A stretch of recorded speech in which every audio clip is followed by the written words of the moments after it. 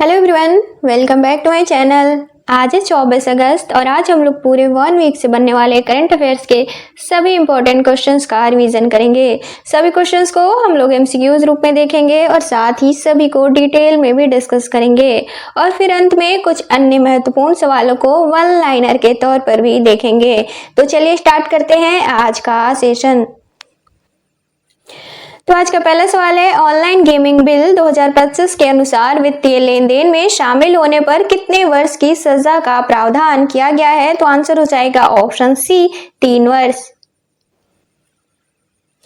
तो हाल ही में ऑनलाइन खेल संवर्धन एवं विनियमन विधेयक 2025 लोकसभा में पारित किया गया है। इस विधेयक के तहत ऑनलाइन मनी गेम्स के लिए सजा के क्या प्रावधान किए गए हैं? ऑनलाइन मनी गेम्स और इससे जुड़े मामलों के लिए सजा के क्या प्रावधान किए गए हैं, इसे समझते हैं। तो मनी गेम्स की पेशकश या फिर सुविधा देने पर 3 साल की जेल या फिर 1 करोड़ रुपए तक का जुर्माना लगाया जा सकता है। इसके अलावा मनी गेम्स के लिए वित्तीय लेन देन में शामिल होने पर या फिर सुविधा देने पर बैंक और वित्तीय संस्थानों पर 3 साल की जेल और 1 करोड़ रुपए तक का जुर्माना लगाया जा सकता है। इसके अलावा बार बार अपराध दोहराने पर 3 से 5 साल की जेल और 2 करोड़ तक का जुर्माना लगाया जा सकता है। इसके अलावा विज्ञापन करने वालों पर 2 साल की जेल और 50 लाख का जुर्माना लगाया जा सकता है। ये online money games computer, mobile apps या फिर कैसे भी संचालित होने वाले ऑनलाइन मनी गेम्स हैं। अब थोड़े आंकड़ों की बात करें तो वर्तमान में भारत में 1900 गेमिंग कंपनियां सक्रिय हैं, जो कि देश का ऑनलाइन गेमिंग मार्केट वर्तमान में 3.7 अरब डॉलर का है। साल 2022 में यह 2.6 अरब डॉलर पे था। साल 2016 में 54.30 करोड़ रुपए का था, जबकि साल 2029 तक इसके 9.1 अरब डॉलर तक पहुंचने का अनुमान है। अगला सवाल है, हाल ही में भारत के 89वें ग्रैंड मास्टर कौन बने हैं? तो आंसर हो जाएगा option C, S Rohit Krishna. तो भारत के 89वें ग्रैंड मास्टर हाल ही में एस रोहित कृष्णा बने हैं, जो कि भारत के तमिलनाडु चेन्नई के रहने वाले हैं। अब ग्रैंड मास्टर तो यह फीडे द्वारा दिया जाने वाला खिताब है। अब फीडे क्या है? तो फीडे अंतर्राष्ट्रीय संस्था है जिसके द्वारा अंतर्राष्ट्रीय स्तर के शतरंज टूर्नामेंट आयोजित करवाए जाते हैं। अंतर्राष्ट्रीय स्तर पर बेहतर प्रदर्शन करने वालों को यह खिताब दिया जाता है। अंतर्राष्ट्रीय स्तर के शतरंज टूर्नामेंटों में अच्छा प्रदर्शन करने वालों को दरअसल विशेष प्रदर्शन मानदंड यानी कि नॉर्म मिलता है, जो कि 3 अलग अलग श्रेणियों में यह नॉर्म लेना इन्हें अनिवार्य है, जो कि अंतरराष्ट्रीय खिलाड़ियों के साथ खेलकर इन्हें विशेष प्रदर्शन मानदंड दिया जाता है। फीडे रेटिंग इसके साथ ही फीडे रेटिंग इनकी 2500 होना भी जरूरी है। इसके बाद इन्हें ग्रैंड मास्टर का खिताब दिया जाता है। भारत के पहले ग्रैंड मास्टर थे विश्वनाथन आनंद, जो कि साल 1988 में भारत के पहले ग्रैंड मास्टर बने थे। अगला सवाल है, हाल ही में मिस यूनिवर्स इंडिया 2025 का खिताब किसने जीता है? तो आंसर हो जाएगा ऑप्शन डी, मणिका विश्वकर्मा। तो हाल ही में मिस यूनिवर्स इंडिया 2025 का खिताब मणिका विश्वकर्मा ने जीता है, जो कि राजस्थान के गंगानगर की रहने वाली हैं। इससे पहले मणिका विश्वकर्मा साल 2024 में मिस यूनिवर्स राजस्थान का खिताब भी जीत चुकी हैं। इसके अलावा 74वें मिस यूनिवर्स प्रतियोगिता में भारत का प्रतिनिधित्व करेंगी मणिका विश्वकर्मा, जिसका आयोजन नवंबर 2025 में थाईलैंड में किया जाएगा, जिसमें कि 130 देशों के प्रतिभागी शामिल होंगे।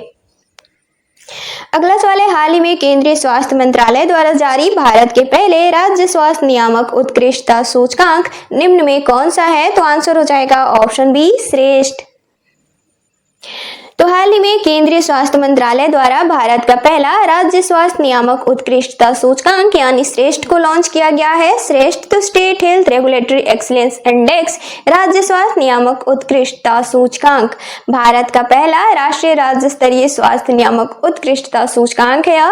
इसका उद्देश्य है राज्यों की औषधि और चिकित्सा उपकरण नियामक प्रणालियों को मजबूत बनाना और साथ ही उनमें सुधार लाना, और साथ ही सभी नागरिकों को सुरक्षित, प्रभावी और उच्च गुणवत्ता वाली दवाएं मिल सके, इसे सुनिश्चित करना। इसमें मूल्यांकन की कुछ श्रेणियां भी है। तो पहला है मैन्युफैक्चरिंग स्टेट्स, जिनमें कि 27 इंडिकेटर्स पर इनका आकलन किया गया है। दूसरा है प्राइमरली डिस्ट्रीब्यूशन स्टेट्स या फिर यूटीज, इनमें 23 इंडिकेटर्स पर आकलन किया गया है। इसमें मूल्यांकन के कुछ विषय भी तय किए गए हैं, जिनमें कि पहला है मानव संसाधन, इसमें प्रशिक्षित कर्मचारी और उनकी उपलब्धता को आंका जाएगा। अगला है बुनियादी ढांचा, इसमें प्रयोगशाला उपकरण और अन्य सुविधाएं शामिल है, इनके आधार पर आकलन किया जाएगा। इसके अलावा लाइसेंसिंग गतिविधियां हैं, जिनमें कि लाइसेंस देने की प्रक्रिया, पारदर्शिता और डिजिटल रूपांतरण कैसा है, इसका मूल्यांकन किया जाएगा। अगला है निगरानी गतिविधियां, जिनमें कि अमानक दवाओं का निरीक्षण किया जाएगा और साथ ही उस पर कार्यवाही भी की जाएगी। अगला है जवाबदेही, जिसमें कि शिकायतों और रिकॉल पर प्रतिक्रिया की तीव्रता कैसी है, इसके आधार पर आकलन किया जाएगा। अगला है हाल ही में लॉन्च 12वीं पुरुष हॉकी एशिया कप 2025 का शुभंकर क्या है, तो आंसर हो जाएगा ऑप्शन सी, चांद। तो पुरुष हॉकी एशिया कप 2025 साल 2025 में पुरुष हॉकी एशिया कप का यह 12वां संस्करण है, जिसका आयोजन 29 अगस्त से किया जाएगा और 7 सितंबर 2025 तक किया जाएगा। इसका आयोजन कहाँ किया जाएगा, तो बिहार के राजगीर में किया जाएगा, जिसमें कि 8 टीमें भाग लेंगी। ये 8 टीमें कौन सी हैं, तो भारत, चाइना, जापान, चीनी ताइपे, मलेशिया, दक्षिण कोरिया, ओमान और बांग्लादेश। और साथ ही इसका शुभंकर है चांद, जिसे कि हाल ही में लॉन्च किया गया है। और इस एशिया कप की विजेता टीम विश्व कप के लिए सीधे क्वालिफाई कर जाएगी, जिसका आयोजन साल 2026 में किया जाएगा बेल्जियम और नीदरलैंड में। दक्षिण कोरिया 5 बार यह खिताब जीत चुका है। इसके अलावा भारत और पाकिस्तान ने 3 बार यह खिताब जीता है। पिछली बार साल 2022 में इसके 11वें संस्करण का खिताब दक्षिण कोरिया ने जीता था। हॉकी इंडिया के वर्तमान महासचिव हुए भोलानाथ सिंह और बिहार के वर्तमान खेल मंत्री हैं सुरेंद्र मेहता। अगला सवाल है हाल ही में विश्व स्वास्थ्य संगठन द्वारा किस देश को रूबेला मुक्त घोषित कर दिया गया है, तो आंसर हो जाएगा ऑप्शन बी, नेपाल। तो हाल ही में विश्व स्वास्थ्य संगठन द्वारा नेपाल को रूबेला मुक्त देश घोषित कर दिया गया है, जो कि दक्षिण एशिया का 6ठा देश बना है नेपाल रूबेला मुक्त होने वाला। अन्य 5 देश कौन से हैं नेपाल के अलावा, तो भूटान, उत्तर कोरिया, मालदीव, श्रीलंका और तिमोर लेस्ट। साल 2012, 2016 और 2020 और 2024 में नेपाल में टीकाकरण अभियान चलाए गए थे रूबेला के लिए। इसके अलावा साल 2024 में सबसे कम खुराक प्राप्त करने वालों में 95% भी कवरेज हासिल की थी नेपाल ने। इसके बाद विश्व स्वास्थ्य संगठन द्वारा नेपाल को रूबेला मुक्त देश घोषित किया गया है। अगला सवाल है हाल ही में भारत के पहले महिला आधारित फूड हब का उद्घाटन किस शहर में किया गया है, तो आंसर हो जाएगा ऑप्शन बी, मुंबई। तो महिलाओं द्वारा संचालित क्लीन स्ट्रीट फूड हब का उद्घाटन हाल ही में मुंबई में किया गया है, जिसका उद्घाटन पीयूष गोयल के द्वारा किया गया है। इस फूड हब का नाम है मौली, जो कि मुंबई के कांडिवली में स्थित है। FSSAI यानी कि food safety and standards authority of India के ईट राइट इंडिया अभियान के अंतर्गत इसे शुरू किया गया है। पूर्ण रूप से महिला स्वयं सहायता समूहों द्वारा इसे संचालित किया जाएगा, जो कि food safety training and certification कार्यक्रम के तहत इन्हें प्रशिक्षित किया गया है। पहले चरण में 6000 विक्रेता प्रशिक्षित किए गए हैं। इसके अलावा अगले चरण में 10,000 से ज्यादा प्रशिक्षित किए जाएंगे। अगला सवाल है हाल ही में उत्तर प्रदेश के पहले हरित हाइड्रोजन प्लांट का उद्घाटन कहाँ किया गया है, तो आंसर हो जाएगा ऑप्शन ए, गोरखपुर। तो हाल ही में उत्तर प्रदेश के पहले और देश के दूसरे हरित हाइड्रोजन प्लांट का उद्घाटन उत्तर प्रदेश के गोरखपुर में किया गया है, जो कि राज्य के मुख्यमंत्री योगी आदित्यनाथ के द्वारा किया गया है। इसकी क्षमता है, इसके प्रत्येक वर्ष हरित हाइड्रोजन उत्पादन करने की क्षमता है 72,000 टन। अब हरित हाइड्रोजन तो यह पानी यानी कि H2O को रिन्यूएबल ऊर्जा से इलेक्ट्रोलिसिस करके बनाया जाता है, जिसमें कि जीवाश्म ईंधन से बनाए गए हाइड्रोजन के मुकाबले शून्य कार्बन उत्सर्जन वाला ईंधन है, इसलिए इसे ग्रीन कहा जाता है। अगला सवाल है हाल ही में केंद्र सरकार द्वारा शुरू की गई प्रधानमंत्री विकसित भारत रोजगार योजना की अवधि क्या है, तो आंसर हो जाएगा ऑप्शन सी, 31 जुलाई 2027। तो हाल ही में 15 अगस्त 2025 को प्रधानमंत्री द्वारा लाल किले की प्राचीर से विकसित भारत रोजगार योजना की शुरुआत करने की घोषणा की गई है, जो कि 15 अगस्त 2025 से ही इसे लागू भी कर दिया गया है। दरअसल यह योजना पहले की है, जिसका नाम अभी बदला गया है। इसके लिए कुल बजट 99,446 करोड़ रुपए ही वर्तमान में भी है, जो कि इसका पहला नाम था एम्प्लॉयमेंट लिंक्ड इंसेंटिव स्कीम। इसकी अवधि 1 अगस्त 2025 से 31 जुलाई 2027 यानी कि अगले 2 वर्षों तक के लिए कर दिया गया है। इसका लक्ष्य है अगले 2 वर्षों में 3.5 करोड़ से ज्यादा नई नौकरियों का सृजन करना, जिनमें कि करीब 1.92 करोड़ पहली बार रोजगार प्राप्त करने वाले शामिल होंगे। इसका उद्देश्य है विकसित भारत विजन को मजबूत करना, साथ ही रोजगार आधारित आर्थिक वृद्धि को प्रोत्साहित करना। योजना के इसमें 2 भाग हैं। पहली बार रोजगार प्राप्त करने वाले कर्मचारी, जिन्हें की 2 किश्तों में 15,000 का प्रोत्साहन दिया जाएगा। दूसरा है नियोक्ता, जिनमें की प्रत्येक नए कर्मचारी को मासिक 1,000 से 3,000 की प्रोत्साहन राशि दी जाएगी। और जैसा कि ऊपर हमने देखा, इसमें बजट में बदलाव नहीं किया गया है। इसके लिए बजट 99,446 करोड़ रुपए ही तय है। अगला सवाल है, हाल ही में पूर्वी भारत की पहली एसी लोकल ट्रेन की शुरुआत कहां की गई है? तो आंसर हो जाएगा ऑप्शन डी, पश्चिम बंगाल। तो हाल ही में पूर्वी भारत की पहली एसी लोकल ट्रेन की शुरुआत पश्चिम बंगाल में की गई है, जो कि पूरी तरह से वातानुकूलित ट्रेन सेवा है। 12 स्टेनलेस स्टील कोच इनमें शामिल हैं, साथ ही 1,126 से 1,128 यात्रियों के बैठने की भी क्षमता है। अगला सवाल है, हाल ही में प्रवासी श्रमिकों की वापसी के लिए श्रम श्री योजना किस राज्य सरकार द्वारा शुरू की गई है? तो आंसर हो जाएगा ऑप्शन बी, पश्चिम बंगाल।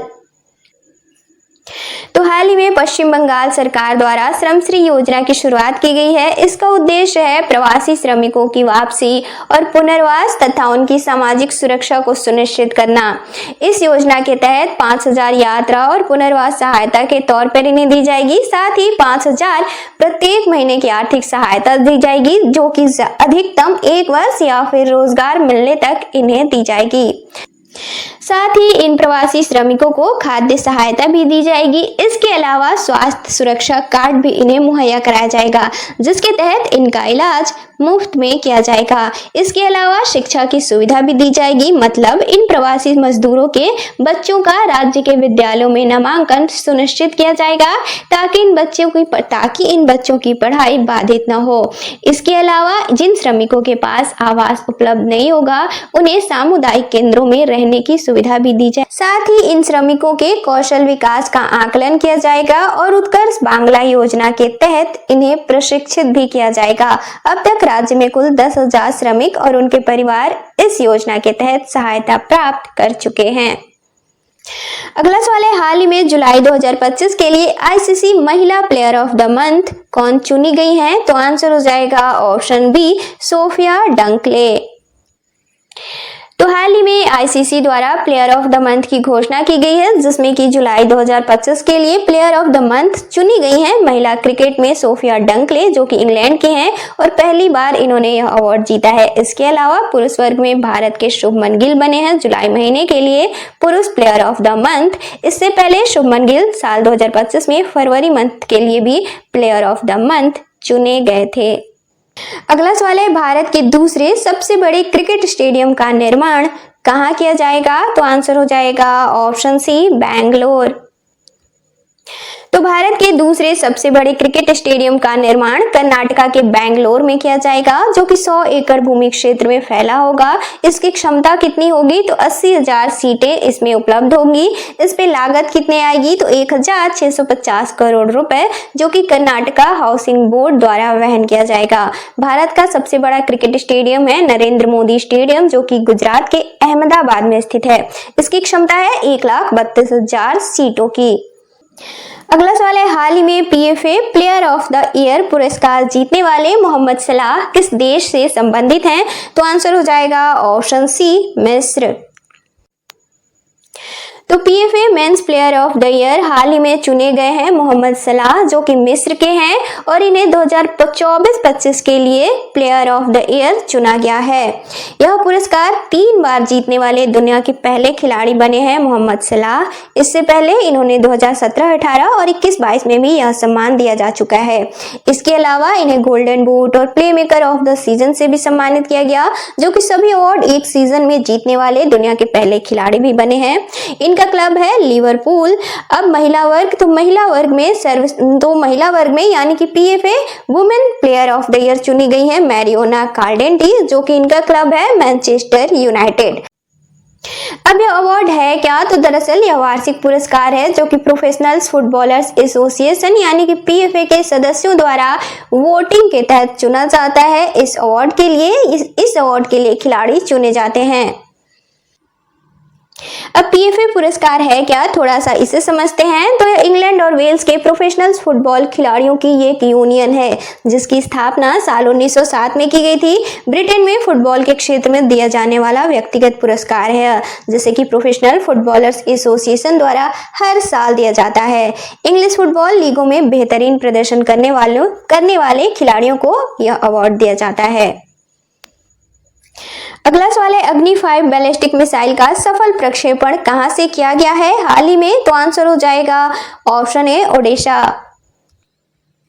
तो अग्नि 5 बैलिस्टिक मिसाइल का सफल प्रक्षेपण हाल ही में ओडिशा के चांदीपुर से किया गया है। इसकी रेंज है 5000 किलोमीटर। अगला सवाल है, हाल ही में लॉन्च खेलो इंडिया जल खेल महोत्सव का शुभांकर क्या है? तो आंसर हो जाएगा ऑप्शन बी हिमालयन किंगफिशर। तो खेलो इंडिया जल खेल महोत्सव 2025 इसका आयोजन 21 से 23 अगस्त 2025 तक किया गया है, जिसमें कि 36 राज्यों और केंद्र शासित प्रदेशों यानी कि 28 राज्य और 8 केंद्र शासित प्रदेशों के 400 से ज्यादा खिलाड़ियों की भागीदारी रही है। इसका आयोजन कहाँ किया गया है? तो श्रीनगर के डल झील पे किया गया है। इसका शुभंकर है हिमालयन किंगफिशर। और इसमें पदक स्पर्धा वाले खेल कौन से थे? तो नौकायन, कैनोइंग और कयाकिंग। साथ ही प्रदर्शनी खेल कौन से थे? तो वाटर स्कीइंग, शिकारा रेस और ड्रैगन बोट इनमें शामिल थे। अगला सवाल है, हाल ही में जारी न्यूम्बियो सुरक्षा सूचकांक 2025 के अनुसार भारत का सबसे सुरक्षित शहर कौन सा है? तो आंसर हो जाएगा ऑप्शन बी मैंगलोर। तो हाल ही में न्यूम्बियो सुरक्षा सूचकांक 2025 जारी किया गया है। इस सूचकांक के अनुसार दुनिया का सबसे सुरक्षित शहर है इंडोरा, जिसका की स्कोर है 84.7, जबकि यूएई दूसरे स्थान पर है, तीसरे स्थान पर है कतर, चौथे पर ताइवान, 5वें पर ओमान, जिसका स्कोर है 81.7। भारत इसमें देश स्तर पे भारत कौन से स्थान पर है? तो 66वें स्थान पर है और भारत का स्कोर है 55.7। अब भारत के शहरों की रैंकिंग की बात करें तो भारत के शहरों में मैंगलोर, कर्नाटका का मैंगलोर पहले स्थान पर है, जिसका स्कोर है 74.2, और विश्व स्तर पर मैंगलोर 49वें स्थान पर है, जबकि गुजरात का वडोदरा दूसरे स्थान पर है, तीसरे स्थान पर गुजरात का अहमदाबाद है, चौथे पर गुजरात का सूरत, 5वें पर राजस्थान का जयपुर है। इनकी रैंकिंग किस आधार पर की गई है? तो दिन रात के व्यक्तिगत सुरक्षा भाव का आकलन किया गया है, साथ ही लूट, शारीरिक मामले कैसे हैं, साथ ही सार्वजनिक उत्पीड़न कैसा है, इस आधार पर इनका आकलन किया गया है। साथ ही संपत्ति और हिंसात्मक अपराध कैसे हैं, इनके तहत इनका आकलन किया गया है। अगला सवाल है, हाल ही में थायु मानवर योजना की शुरुआत किस राज्य सरकार द्वारा की गई है? तो आंसर हो जाएगा ऑप्शन डी तमिलनाडु। तो मुख्यमंत्री थायु मानवर योजना, तो दरअसल यह योजना फरवरी साल 2024 में शुरू की गई थी तमिलनाडु में, जो कि वित्त वर्ष 2024-25 के लिए शुरू की गई थी। इसका उद्देश्य था 5 लाख सबसे गरीब परिवारों की पहचान कर उन्हें शिक्षा, आवास, स्वास्थ्य, कौशल विकास और रोजगार जैसी सुविधाएं उपलब्ध कराना। 27,922 करोड़ रुपए का प्रावधान इसके लिए किया गया था। जबकि हाल ही में मुख्यमंत्री थायु मानवर योजना के नए चरण की शुरुआत तमिलनाडु में की गई है, जिसका की उद्देश्य है 70 वर्ष से अधिक आयु के वरिष्ठ नागरिक और दिव्यांग लोगों को राशन उनके घर तक पहुंचाना। इस पे खर्च कितनी आएगी? तो 30.16 करोड़ रुपए लगभग, जो कि तमिलनाडु कोऑपरेशन डिपार्टमेंट द्वारा वहन किया जाएगा। इससे लाभान्वित इससे लाभान्वित कौन होंगे? तो वरिष्ठ नागरिक जिनमें कि 15,81,364 परिवार शामिल है, जिनमें कि 20.42 लाख लोग शामिल हैं, जबकि दिव्यांग लोगों में 91,969 परिवार शामिल है, जिनमें कि 1.27 लाख लोग इससे लाभान्वित होंगे। कुल लाभान्वितों की संख्या कितनी है? तो 16,73,333 राशन कार्ड धारक परिवार इससे लाभान्वित होंगे, जिन्हें की राशन सामग्री हर महीने दूसरे शनिवार और रविवार को इनके घर तक पहुंचाई जाएगी। अगला सवाल है, हाल ही में 64वीं राष्ट्रीय कला प्रदर्शनी 2025 में प्रतिष्ठित ललित कला अकादमी पुरस्कार से किसे सम्मानित किया गया है? तो आंसर हो जाएगा ऑप्शन सी, प्रेमचंद पोखरामबम।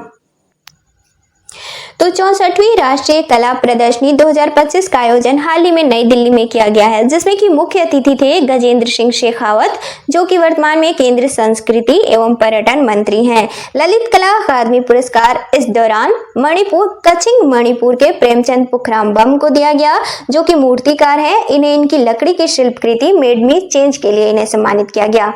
दरअसल हर साल 20 कलाकारों को इस अवार्ड से सम्मानित किया जाता है, यानी कि ललित कला अकादमी पुरस्कार से। इसके साथ ही बिहार के हिमांशु कुमार भी सम्मानित किए गए हैं ललित अकादमी पुरस्कार से 2025 के लिए, जिन्हें की पेंटिंग के लिए यह अवार्ड दिया गया है।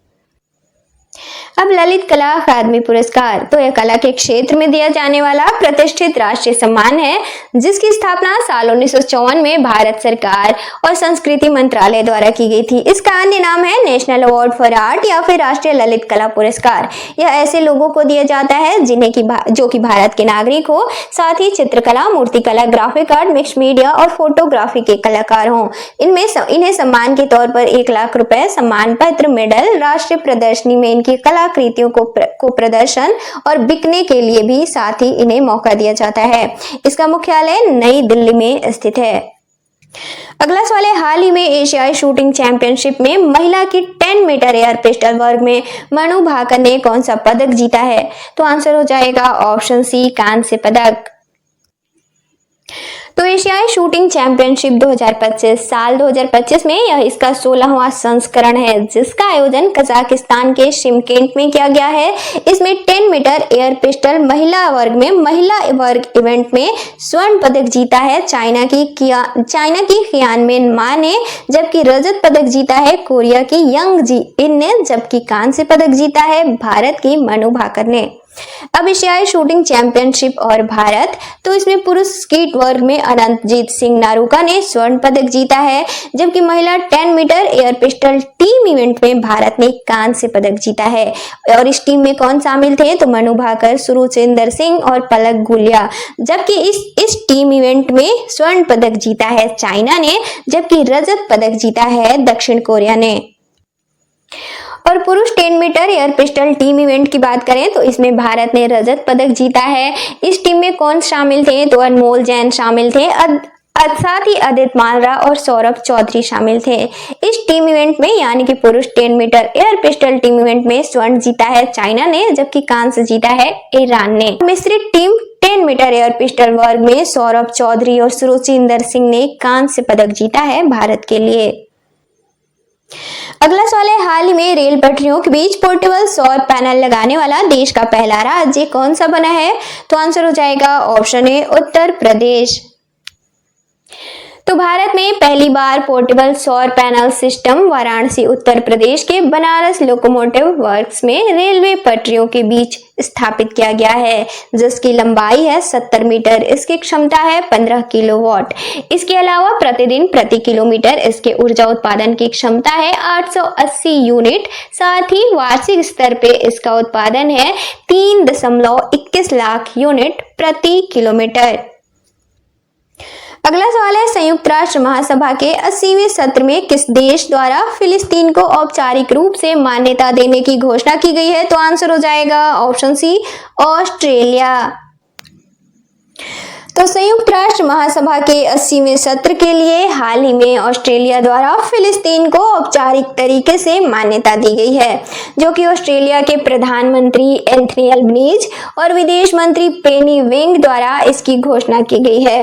अब ऑस्ट्रेलिया द्वारा फिलिस्तीन को मान्यता देने के पीछे की शर्तें क्या हैं? तो हमास को भविष्य की सरकार में शामिल न करना, साथ ही गाजा का निरस्त्रीकरण और सामान्य चुनाव करवाना, साथ ही इजराइल के अस्तित्व को स्वीकारना और अन्य शासन सुधार इनमें शामिल हैं। इसका मुख्य उद्देश्य है उदारवादी आवाजों को सहायता, चरमपंथ का मुकाबला और हमास को अलग थलग करना। अब संयुक्त राष्ट्र महासभा का 80वां सत्र, तो इसकी अवधि है 9 सितंबर 2025 से 8 सितंबर 2026 तक। इसका आयोजन कहाँ किया जाएगा? तो अमेरिका के न्यूयॉर्क में। और 80वें सत्र के यानी कि यूएनजी के 80वें सत्र के लिए अध्यक्ष हैं एनालेना बैरबॉक, जो कि जर्मनी की पूर्व विदेश मंत्री हैं। अगला सवाल है, पहले विश्व मानव रोबोट गेम्स 2025 का आयोजन किस देश में किया जाएगा? तो आंसर हो जाएगा ऑप्शन ए, चाइना। तो विश्व मानव रोबोट गेम्स 2025 इसका आयोजन 15 से 17 अगस्त 2025 तक किया गया है, जो कि चाइना के बीजिंग में किया गया है। दुनिया का पहला स्पोर्ट्स इवेंट है जो कि पूरी तरह से मानव रोबोट को समर्पित है।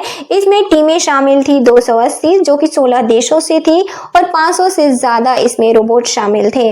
इसमें खेल कौन से खेले गए? तो 100 मीटर लंबी कूद, जिम्नास्टिक, फ्री एक्सरसाइज, छोटे बॉल मैच, साथ ही मार्शल आर्ट और बॉक्सिंग इनमें शामिल थे। अगला सवाल है, हाल ही में एशिया के सबसे चौड़े पुल का उद्घाटन कहाँ किया गया है? तो आंसर हो जाएगा ऑप्शन ए, बिहार। तो एशिया के सबसे चौड़े पुल का उद्घाटन हाल ही में प्रधानमंत्री के द्वारा किया गया है, जो कि 22 अगस्त 2025 को किया गया है। इसका नाम है ओंटा सिमरिया ब्रिज। इसका निर्माण कहाँ किया गया है? तो पटना के मोकामा से सिमरिया बेगूसराय जिले तक इसका निर्माण किया गया है। इसके मुख्य पुल की लंबाई है 1.86 किलोमीटर, जबकि कुल परियोजना की लंबाई है 8.15 किलोमीटर। इसकी चौड़ाई है 34 मीटर। इस पे लागत कितनी आई है? तो 1870 करोड़ रुपए। दरअसल अक्टूबर साल 2017 में प्रधानमंत्री द्वारा इसका शिलान्यास किया गया था। इसके निर्माणकर्ता एजेंसी कौन से हैं? तो SP Singla construction private limited, साथ ही वेल्सपन एंटरप्राइजेज। निर्माण की अवधि इसकी कितनी रही है? तो अगस्त 2018 से अगस्त 2025 तक इसका निर्माण किया गया है। अगला सवाल है, हाल ही में सिंसिनाटी ओपन 2025 में महिला एकल का खिताब किसने जीता है? तो आंसर हो जाएगा ऑप्शन ए, ईगा स्वियातेक। तो सिंसिनाटी ओपन 2025, हाल ही में सिंसिनाटी ओपन 2025 में महिला एकल का खिताब पोलैंड की ईगा स्वियातेक ने जीता है, जबकि उप विजेता रही हैं जैस्मिन पाओलिनी। और पुरुष एकल वर्ग में विजेता रहे हैं स्पेन के कार्लोस अल्कराज, जबकि उप विजेता रहे हैं यानिक सिनेर, जो कि रिटायर होकर गेम से हट गए थे, इसलिए कार्लोस अल्कराज को यह खिताब दिया गया है। कार्लोस अल्कराज ने यह पहला सिंसिनाटी ओपन का खिताब जीता है। अब वन लाइनर के सवाल, तो पहला है, हाल ही में विश्व खेल 2025 में वुशु में भारत के लिए पदक जीतने वाले पहले भारतीय कौन बने हैं? तो बनी है तो नम्रता बत्रा।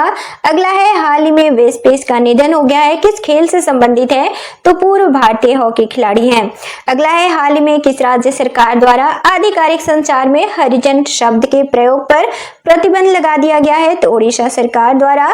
अगला है, हाल ही में उत्तराखंड सरकार द्वारा अग्निवीरों को सरकारी नौकरी में कितने प्रतिशत आरक्षण देने को मंजूरी दी गई है? तो 10%। अगला है, हाल ही में कॉन्स्टिट्यूशन क्लब ऑफ इंडिया के सचिव कौन नियुक्त किए गए हैं? तो राजीव प्रताप रूडी।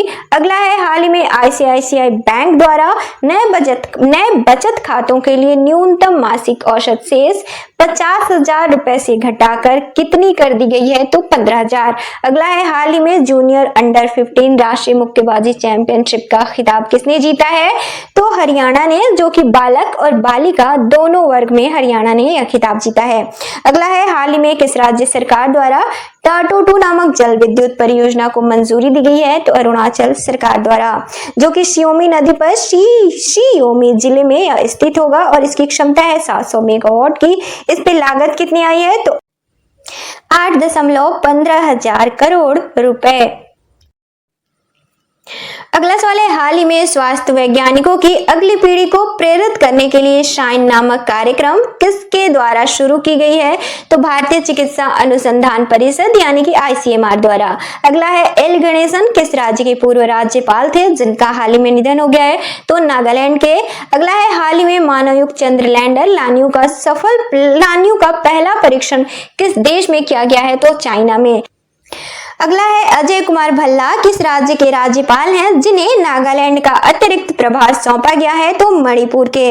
अगला है, हाल ही में रसिया द्वारा किस वर्ष तक शुक्र ग्रह पर वेनेरा डी मिशन भेजने की घोषणा की गई है? तो साल 2036 तक। अगला है, द्विपक्षीय समुद्री अभ्यास स्लिनेक्स भारत और किस देश से संबंधित है? तो श्रीलंका से।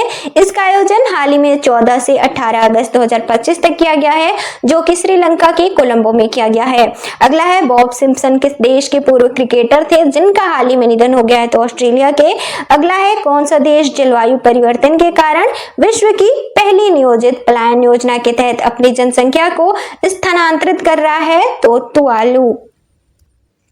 अगला सवाल है, हाल ही में साइपर इंटरनेशनल 2025 का खिताब किसने जीता है? तो भारत की तान्या हेमंत ने। अगला है, हाल ही में असम राइफल्स द्वारा रक्षा क्षेत्र में ड्रोन तकनीक को बढ़ावा देने के लिए किसके साथ समझौता किया गया है? तो IIIT मणिपुर के साथ। अगला है, हाल ही में ब्रिटेन की सबसे युवा भारतीय मूल की सबसे युवा सॉलिसिटर कौन बनी है? तो कृषांगी मेश्राम। अगला है, हाल ही में किस राज्य में सीमावर्ती क्षेत्र में आत्मरक्षा के लिए हथियार लाइसेंस प्रदान करने के लिए पोर्टल शुरू किया गया है? तो असम में। अगला है, हाल ही में टाटा सन्स के निदेशक कौन नियुक्त किए गए हैं? तो नोएल टाटा।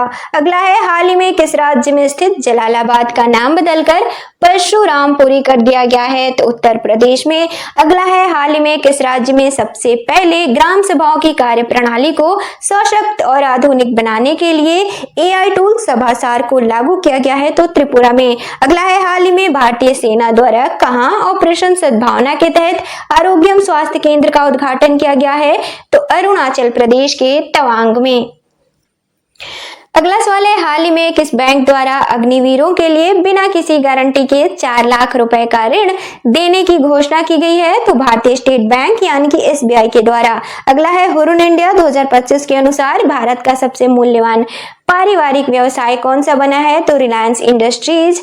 अगला है, एशियाई open short track speed skating trophy 2025 का आयोजन कहाँ किया गया है? तो उत्तराखंड के देहरादून में। इसका आयोजन 20 से 23 अगस्त तक किया गया था जिसमें कि 11 एशियाई देशों ने भागीदारी ली है।